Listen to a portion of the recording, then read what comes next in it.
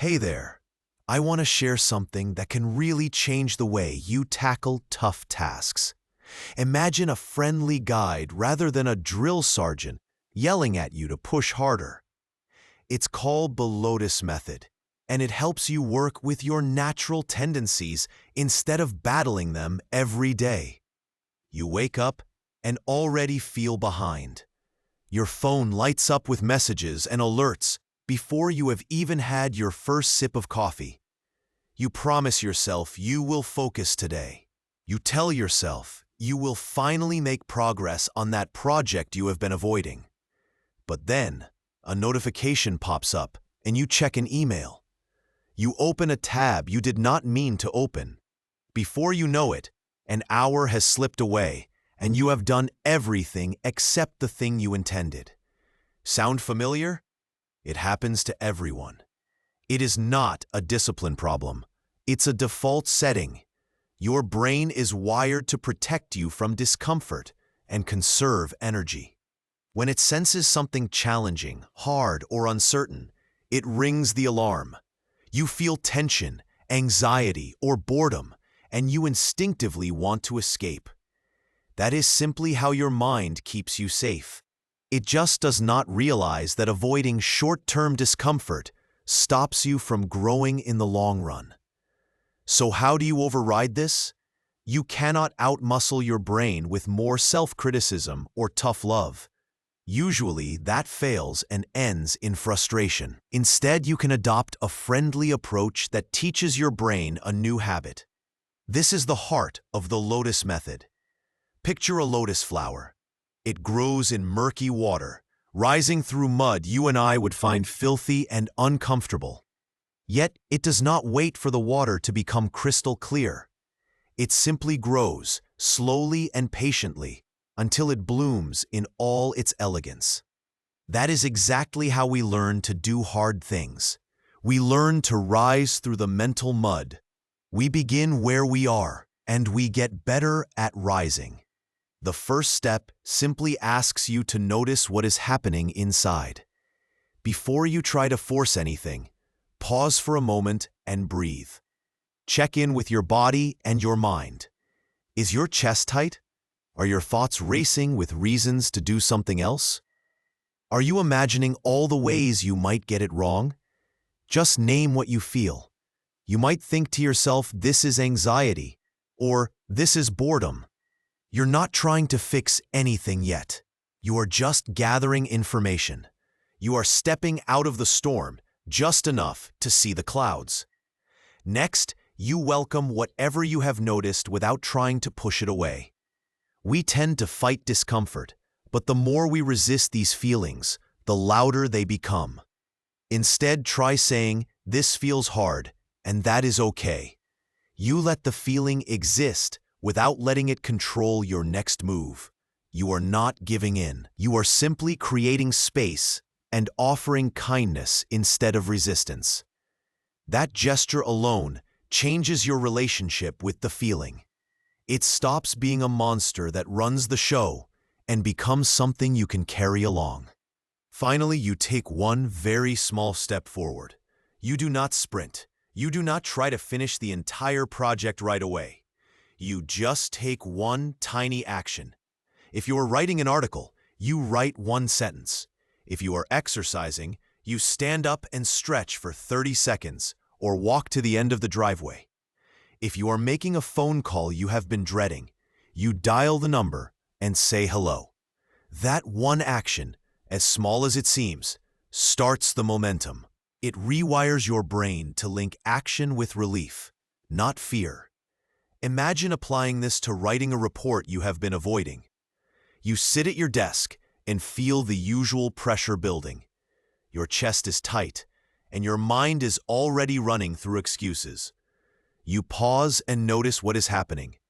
You realize you are imagining every worst-case scenario before you begin. Then you welcome that feeling. You tell yourself, of course you feel anxious about writing something important. It is normal. Then you open a blank document, type a heading, and write just 2 sentences. Maybe you stop there, or maybe you keep going. But either way, you began. Or think about getting started with exercise. You know you want to move your body, but today you feel tired, and your brain reminds you that resting is safe.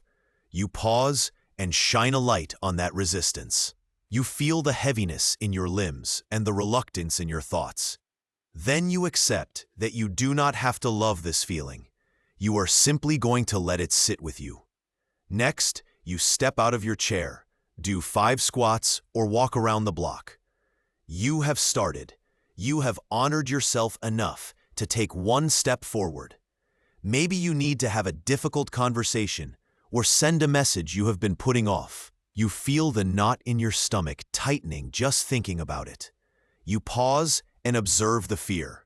You allow it to be there without beating yourself up over it. Then you pick up your phone or type an email and you send a brief note. One line is enough. You begin the conversation, even if you feel nervous. Every time you move through these 3 phases of noticing, welcoming, and acting, you build trust with your mind. You prove to yourself that you can feel uncomfortable and still take action. You rewrite the story your brain tells you about what is possible. Over time, you stop waiting for the perfect mood or the right conditions. You show up anyway. If you let this become part of your daily routine, you will start seeing changes in how you begin difficult tasks. You might set aside a short window each morning or afternoon just for one thing you have been avoiding. You pause. You take note of your feelings. You allow them, and then you take one tiny step. You track what you observed, what you welcomed, and what you did. Keeping a simple log reinforces your commitment and gives you a record of every time you chose to grow. Celebrate each small move you make. Completing a huge project is great, but that often feels distant and overwhelming. The real magic is in those tiny steps that laid the foundation for forward motion. 2 sentences, 5 squats, a single sent message. Those are the moments that shift your mindset. They are the building blocks of confidence. There will be days when the resistance is louder than ever, and you wonder why you are doing this. That is exactly when you practice the method. You shine a brighter light on the feeling. You remind yourself, this is just how growth feels. Then you take the smallest possible action and move through it. Maybe you get curious about why certain tasks trigger extra resistance. You pause and ask yourself what story lives behind that dread. Perhaps you discover a belief you can challenge or a fear you can explore more deeply. Naming that story can weaken its hold and free you to begin sooner next time. You do not have to go it alone. Share this approach with a friend or colleague and check in with each other. Talking through what you noticed and how you moved keeps you accountable and often sparks new insights. This is not a one-time project.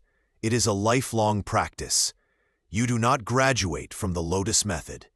You use it everywhere you face discomfort, at work, with personal goals, in relationships, when learning new skills, or taking on health challenges. Each time you notice, welcome, and take one small step, you strengthen your ability to begin and sustain effort over time. Right now, take a moment to try this mini practice. You can close your eyes or simply look away from the screen.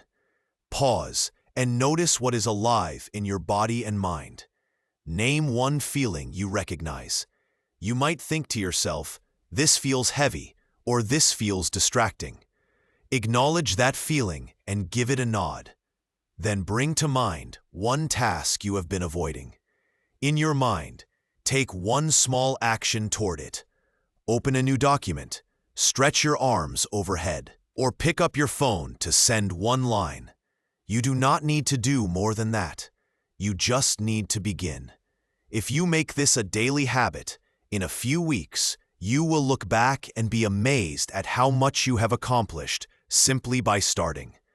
You will notice that the mental mud of doubt and distraction no longer holds you back.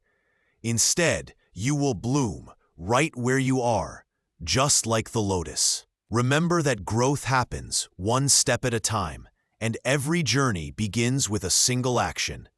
Thank you for listening. I am cheering for you as you observe, welcome, and act your way forward. You have everything you need to rise through the challenge and bloom beautifully.